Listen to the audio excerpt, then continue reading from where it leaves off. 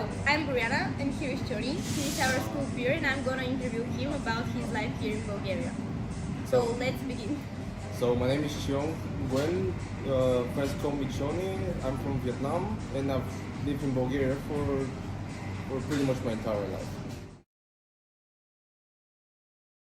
So back in the 80s, my dad actually, by a request from my grandpa, because he had connections in Bulgaria, and said it was a very good place for realization.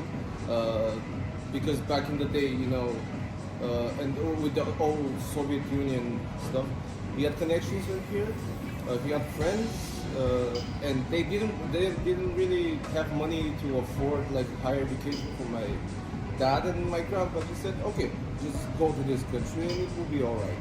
And he was here. He married a Bulgarian woman, which he divorced 15 years later. And then when he came back to Vietnam, he met my mom, then got married. And in 2003 I was born, and 9 months later we came here. So I've been here since like 2004, so 18 years. I know that my grandpa from my father's side was a writer, and he wrote a lot of children's books. And the other grandpa, I know he was a doctor. And more about my culture, actually we like to preserve it here. We do a lot of holidays, we celebrate a lot of holidays, we do a lot of traditions, and as a whole it's very interesting. And then one interesting fact, as you mentioned earlier, is in our home we have a lot of mirrors, and we're very like sacrilegious. So what that means is when a ghost is in our home, they're gonna look in the mirrors and they're gonna go away. So we have a lot of mirrors in our home. Oh well, yeah. There's another one. When you tap with chopsticks on dishes, it's actually like a call for ghosts to come. So it's not very good to bang on dishes in our home, and my mom has forbidden me to do that at all. Well, I am obviously, because of Vietnamese. I don't have a choice not to be. So, but obviously it wasn't as big as in the 80s, because in the 80s there was a big immigration of Vietnamese people here in Bulgaria, and yeah, there is, but it's very small. It's very limited. It's like 2,000 people. We're very close knit.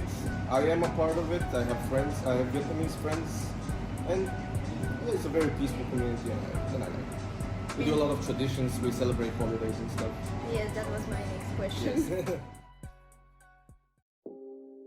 My everyday life is pretty standard. I mean, wake up, I go to the gym or go for a walk around the neighborhood. I eat, I go to school, obviously. Now that we are online, I just sit in front of the computer for like my whole afternoon. Particular hobbies, I guess. I have four actually. I have four interests. I love music. I absolutely adore music. I adore films, arts, and some people may find that surprising. I love cooking, and I adore cooking, and I want to do that. I want to be that as my career in the future. And other things, I play guitar, and I play drums as well. And I want to pick up piano, but I haven't had the chance. I play in a band. I wouldn't say popular, but we're pretty well known in the community here, in the metal community, as one would say. And How yeah, the band is called? it's called LSD. It's not very expensive. Oh, I love Sofia.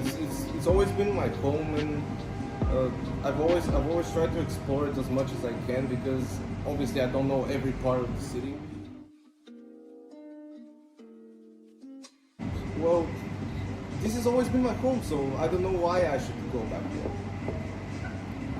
That's why I don't like people when they say, "Oh, go back to your country." No, this is my country. This is my country because it's always been. I've always lived here.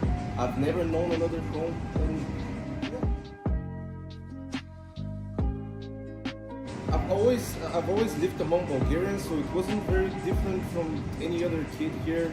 I mean, I got integrated pretty easily. I didn't have any difficulties, so I had a really normal childhood. You know, besides some you know some names I got called, but it's no big deal. I wouldn't say so. I mean, they've always been like normal to me. They've always treated me like all the other kids. I mean, I wasn't really mistreated or anything, so I don't have a problem with that. So that's it. That's what I can say about the teachers.